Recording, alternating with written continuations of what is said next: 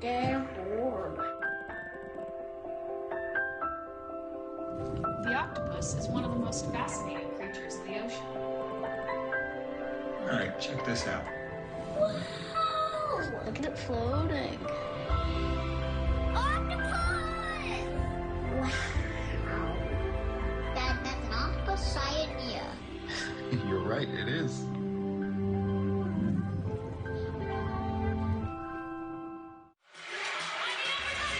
Let's see who's taking it up to 100. Brought to you by Head and Shoulders. They're making it tough for Donovan Mitchell, of course. Well, you see Batum communicating right away, basically telling Marcus Morris, step up, because this is a screen with Donovan coming to his right. Now Paul George cuts off the right-hand drive. Donovan not as effective going left. Rudy can't make the putback. All right, now it's Favors. You send him left initially, he gets right. Now, he's made a lot of these shots. He starts the game 0 for 3. But there was also the possession where the pressure immediately came, the double team was there, and Clarkson got it with about 7 seconds and forced into a tough shot. So the Clippers out of the gates much stronger defensively. See what Quinn Snyder runs coming out of this timeout. Clarkson on the wing, little two-man game with Favors. Clarkson launching and connecting from deep. Jordan Clarkson, the sixth man of the year this season in the NBA. During the regular season, a career-high 18.4 points per game. Morris Sr. working against Niang, who just checked in. Facing up and knocks down the mid-range jump shot. Morris Sr. now with 4. Mitchell kicks it out to Royce O'Neal from deep. That three-pointer no good, and here comes Los Angeles. Well, those are the shots the guys around Donovan tonight are going to have to make. So you're in shrink, you get appropriate help, but somebody's going to be open. They've got to knock those down. Great pass by Kawhi. Oh, Zubac's missed inside, and a foul on the putback. Kawhi will go to the free throw line. Let's take a look at the upcoming playoff schedule. Sunday on ABC. Tomorrow it'll be Brooklyn-Milwaukee Game 4. The Nets leading that one 2-1. Sunday on TNT, Phoenix at Denver. And then Monday on TNT, Philadelphia, Atlanta, followed by the Jazz Clippers Game 4. For more on these games, go to NBA.com or visit the NBA app. Leonard at the free throw line, 89% on the regular season from the stripe. Knocks down the first. Scored just 7 points in that second half of the previous game.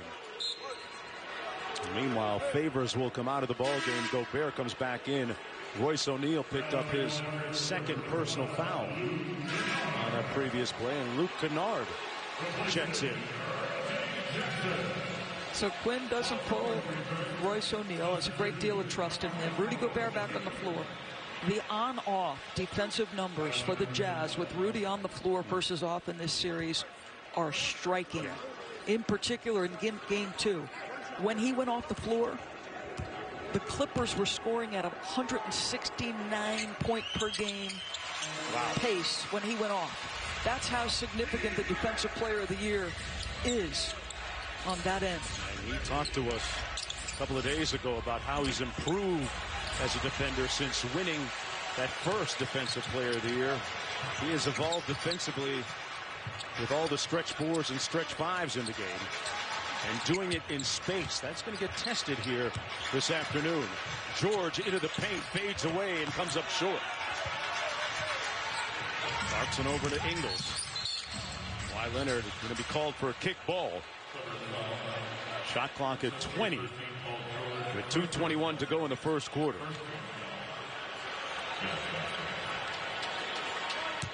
Donovan Mitchell on the bench, hasn't scored in this game. 0 for 3 from the field, a couple of assists.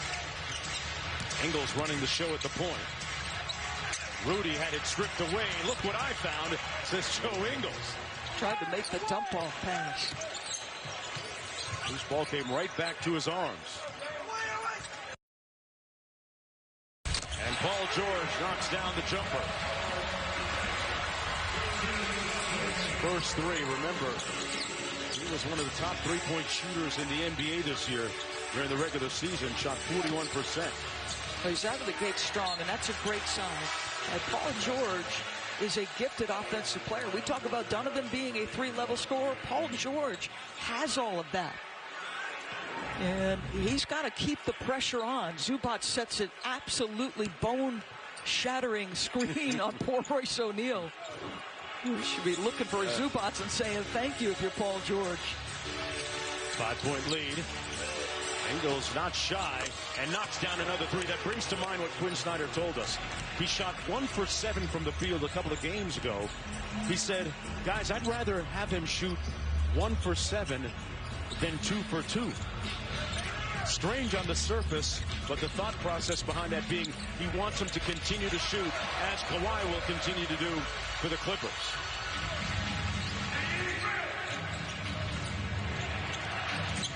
George hounding Ingles. Gets into the paint. Nice cut by Niang. One more to Gobert, who slams it home. So I love the extra passing, right? Because the Clippers are applying all kinds of pressure. You've got to be willing to absorb it, put it on the deck,